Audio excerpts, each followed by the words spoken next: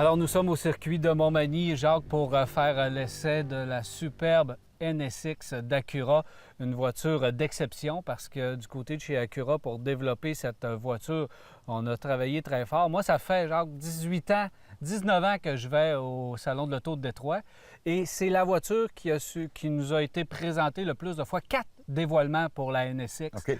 Donc, on voit du côté de chez Honda Acura, on voulait vraiment avoir une voiture de performance, une voiture niche, une voiture à image.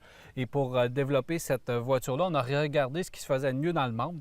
Puis les Porsche 918, entre autres, la Ferrari prend les meilleurs. La McLaren P1 ont des systèmes hybrides, des systèmes d'assistance électrique. La Formule 1, d'ailleurs, on sait qu'Honda sont aussi très près de la Formule 1. Alors, on nous a présenté cette voiture-là à maintes reprises avec des dévoilements où on nous dévoilait quelques petites affaires au fur et à mesure. Donc, le design pour la première fois, le design avec la mécanique. On a changé l'orientation du moteur transversal. Après ça, là, on nous l'a présenté comme moteur longitudinal. On nous a présenté l'intérieur. Donc, on voit que cette voiture-là, on voulait faire parler d'Acura avec cette NSX. Et comme motorisation, bien, on a réussi finalement à choisir la motorisation. Puis là, c'est assez exceptionnel parce qu'on a un 3.5. On dit, ben oui, Honda, Acura, on a des 3.5 depuis fort longtemps. Non, non. On a dû développer un nouveau moteur spécifiquement pour cette voiture-là parce que c'est double turbo. Juste le moteur, c'est 500 chevaux. Et on devait justement le mettre longitudinal pour être capable d'incorporer les turbos et le système hybride qui vient avec la voiture. On va chercher quand même 70 chevaux de plus avec les 3 moteurs électriques. Il y en a un monté en type IMA qu'on connaît chez Honda, d'ailleurs, entre le moteur et la transmission, double embrayage à 9 vitesses, d'ailleurs, dans cette voiture, et 2 moteurs électriques à l'avant également pour finir le système 4 roues motrices. Alors, c'est très spectaculaire comme voiture et il fallait vraiment venir ici sur un circuit de course pour mettre ça à l'épreuve. Bien, merci la vie. Hein? Merci la vie de nous permettre de jouir de cette voiture-là avec une journée aussi spectaculaire. Je trouve ça drôlement intéressant, premièrement, ta présentation, mais deuxièmement, ce que je trouve drôle, c'est que moi, j'ai eu une des premières Acura NSX qui est arrivée au Canada, si on veut. J'avais eu la chance de pouvoir acheter en 1991 le numéro 228, qui était une Acura rouge. Et Patrick Roy, on avait acheté chez le même concessionnaire à Montréal. Patrick Roy avait le numéro 229, qui était une noire. Je ne sais pas ce qu'il est devenu, lui, avec la sienne, mais moi, je sais que pendant 2 ans et demi, j'ai roulé à bord de cette voiture-là et j'ai aimé conduire cette voiture-là. C'était une voiture d'exception. Et aujourd'hui encore, on embarque dans une 2017 et on retrouve tout le raffinement qui s'est fait de 1991, si on veut, à venir à 2017, ce qui s'est fait au niveau technologie au travers le monde a été incorporé dans cette voiture. Juste la construction, le choix des matériaux, genre. Absolument. Bien, le choix des matériaux, tu sais, qu'on parte de l'acier à haute résistance, un peu d'aluminium ici et là, fibre de verre, fibre de carbone. Kevlar. Kevlar. Nomme-les, on a une voiture qui est d'une très grande qualité et ça se voit. Et ça se sent. Et tu découvres ça au premier coup d'œil. Parce que lorsqu'on s'approche de la voiture, on découvre une voiture très bien construite, très bien dessinée, avec des bonnes bouches d'aération ou de ventilation. Et on a vraiment joué du crayon avec cette voiture-là pour la sortir de l'ordinaire. L'aérodynamisme, c'est ce qu'on a travaillé le plus. D'ailleurs, on le voit, elle est très basse. Il y a des trappes d'aération pour refroidir le moteur, les freins, tout.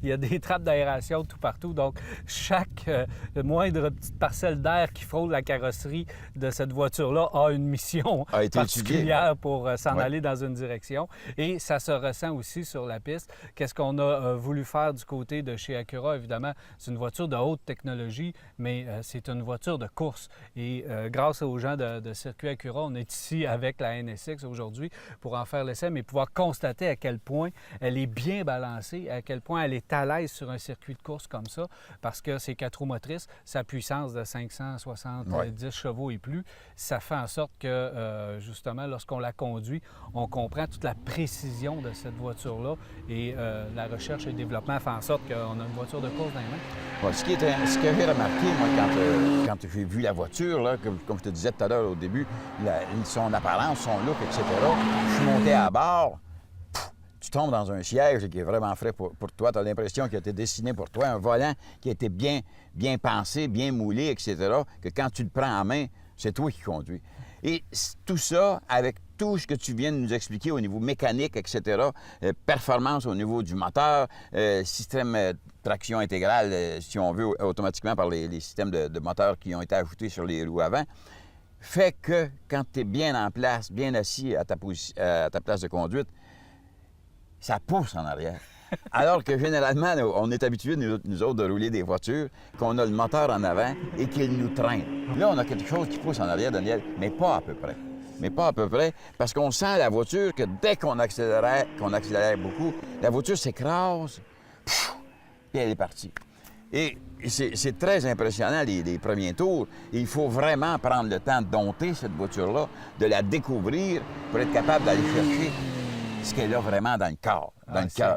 Et puis, il y en a. Le cœur gros comme ça, crée-moi. Vous pouvez ajuster les modes de conduite avec cette voiture-là parce Oui. que, comme c'est la mode dans toutes les voitures haute performance maintenant, on peut ajuster les modes de conduite. Et lorsqu'on passe au mode track, au mode lounge, par exemple, c'est assez impressionnant de voir à quel point ça accélère rapidement, cette voiture-là.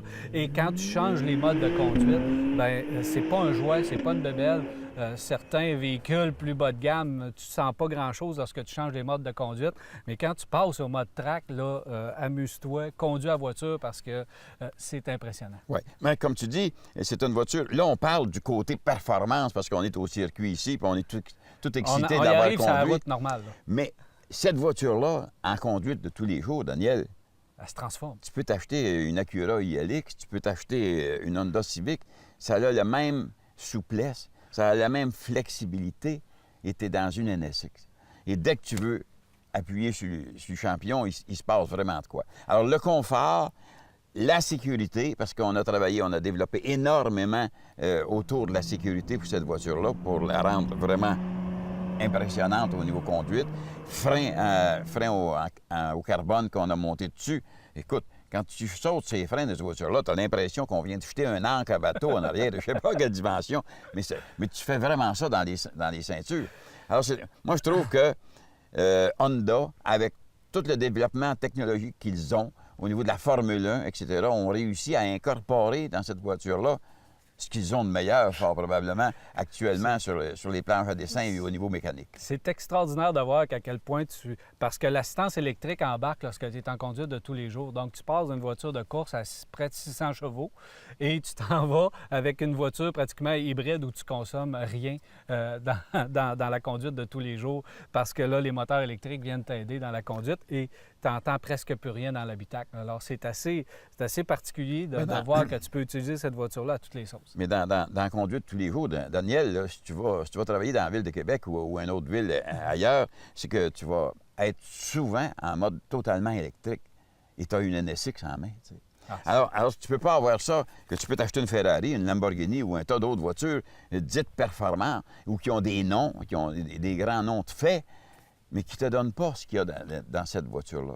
Moi, écoute, moi, je suis impressionné parce que il y a longtemps que chez Acura, ils avaient besoin d'un porte-étendard, qu'ils avaient besoin d'un véhicule à image, d'un véhicule qui faisait qu'on disait « ça, c'est Acura, ça, c'est NSX, ça, on développe autour de ce véhicule-là ». Et j'imagine que les années qui s'en viennent vont être drôlement intéressantes. Il faut construire autour de cette voiture-là. Là, maintenant, on a la voiture à image.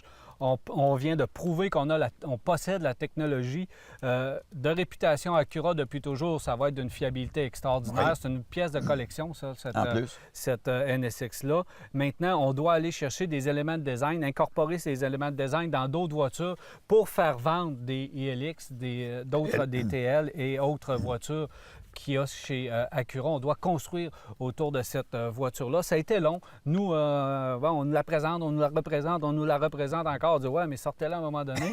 Fait que là, elle est là et j'espère qu'on on se fie à cette voiture-là puis qu'on va utiliser justement la NSX comme voiture niche chez Acura, Honda, ailleurs dans le monde. Oui. Et une chose, tu parlais que ça a été long au niveau présentation, etc. Il ne faut pas s'énerver, là.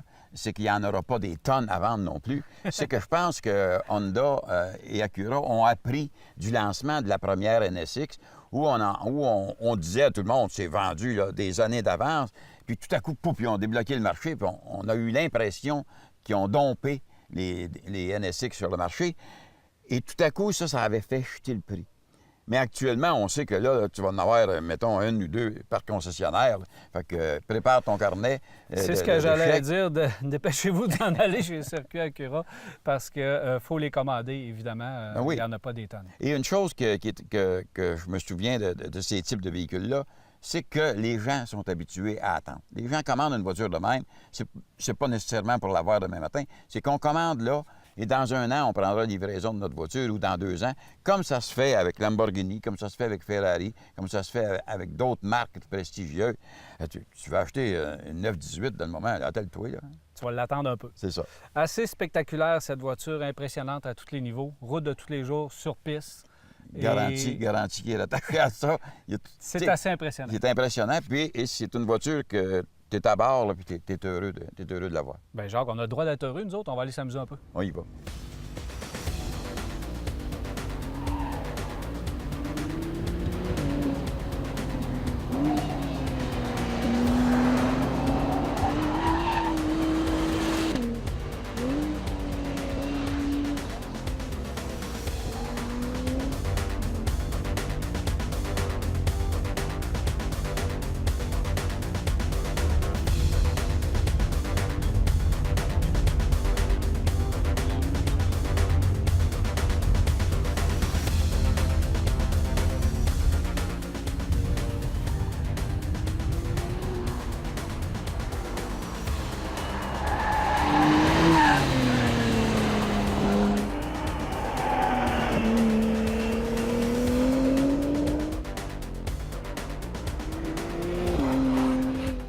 Je suis présentement avec Benoît Teach, propriétaire de Circuit Acura. D'abord, merci Benoît de nous offrir la possibilité de tourner avec cette merveille, la NSX. Ça fait plaisir, Daniel.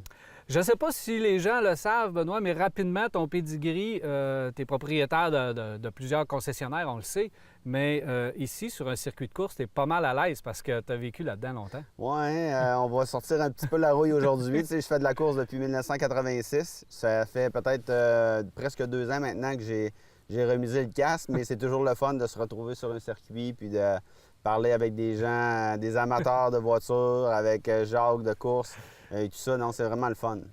Là, tu as une pure merveille. On sait que aussi tu es propriétaire d'un Mercedes, donc des voitures haute performance, tu es habitué d'en rouler. Là, avec la NSX, parle-moi un peu de ta sensation au volant de cette voiture. En fait, le premier mot qui me vient en bouche, c'est une voiture qui est hyper aseptisée. Donc, c'est une voiture qui est le fun à conduire, mais avec un niveau de performance impressionnant. Tu n'as pas l'impression de conduire une bête de course. La voiture est quand même facile à conduire. Tu peux te déplacer avec cette voiture-là au bureau sans avoir un saut ou un habit mouillé ou tout détrempé, comme on dit avec les supercars habituellement. C'est difficile, les volants sont durs à virer ou à tourner. L'embrayage est difficile, alors que cette voiture-là fait tout bien, mais en même temps performe excessivement bien. Donc, c'est impressionnant. Le mélange de moteur traditionnel avec la nouvelle technologie électrique dans une voiture de course, selon toi, ça se marie-tu bien? Ça se marie très bien. En fait, vraiment surpris. J'avais peur quand ils ont annoncé la production de la NSX dans la configuration actuelle avec 3 moteurs électriques. Je disais, bien, une voiture de performance, habituellement, on veut éliminer le plus de poids possible. C'était d'ailleurs la pensée de son prédécesseur, l'ancienne NSX. C'est une voiture qui était hyper légère, alors que celle-là est un petit peu plus lourde, mais la puissance des moteurs électriques fait qu'on oublie rapidement que le poids est devenu un peu plus pesant, si on veut, sur la voiture. Oui, puis l'intégration, lorsque les moteurs électriques viennent aider le moteur à essence, ça se fait super bien. Ça se fait super bien, puis tu peux même conduire la voiture en mode confort, qu'on appelle, et puis tu peux utiliser la voiture comme une Tesla en mode électrique pendant un certain moment. Donc, c'est vraiment impressionnant. Tu as le meilleur des deux mondes. Meilleur des deux mondes. C'est une pure merveille. On a fait rêver, je pense que depuis tout à l'heure, on fait rêver les gens. Puis là, on dit, j'en veux une, quand est-ce que je peux aller la chercher? Parle-moi un peu de la disponibilité des gammes de prix également qu'on peut se procurer. En fait, la voiture, c'est la première fois que NSX ou Acura bâtit une voiture avec laquelle tu peux la commander à ton goût toi-même avec les couleurs de cuir intérieur, la couleur des freins, la couleur du toit, les garnitures intérieures. Donc, c'est un peu comme un bijou haut de gamme avec lequel que tu le commandes pour toi. Donc, le délai d'attente actuellement est environ de, je vous dirais, une douzaine de mois. Actuellement, nous, on est le meilleur vendeur, le plus gros concessionnaire Acura dans la province de Québec, puis on est le privilégié d'avoir la première. Puis on devrait en avoir 2 ou 3 par année, mais ça va être un maximum. Donc, c'est ce qui est le fun. La personne qui va avoir la chance de mettre la main sur une Acura NSX va être sûr qu'il n'en verra pas une à côté de lui aux lumières sur la Grande Allée. Ça, c'est sûr et certain. Ça va être très, très rare pour les prochaines années. Une gamme d'idées de prix, là? Part à 190 000. OK. Celle-là est équipée au complet. Il ne manque rien dedans. Toutes les options ont été ajoutées. On parle de 244 000 sur cette voiture-là. Donc, il y a des options qui sont différentes. Mais pour le moment, Acura a annoncé que la première année, malheureusement, pour le commun des mortels qui va avoir la voiture de base, bien, elle n'est pas disponible avec les freins en acier. C'est des freins en céramique. Donc, c'est une option d'une quinzaine à 17 000 $. Fait que ça, c'est pas quelque chose qu'on peut enlever pour le moment. Attendez pas une vente à 50 là. Il n'y en aura pas sur cette voiture. Non, il n'y en aura pas. Le Boxing Day, ça donne rien d'attendre là. Allez commander tout de suite. C'est ça. Merci beaucoup, Benoît. Merci.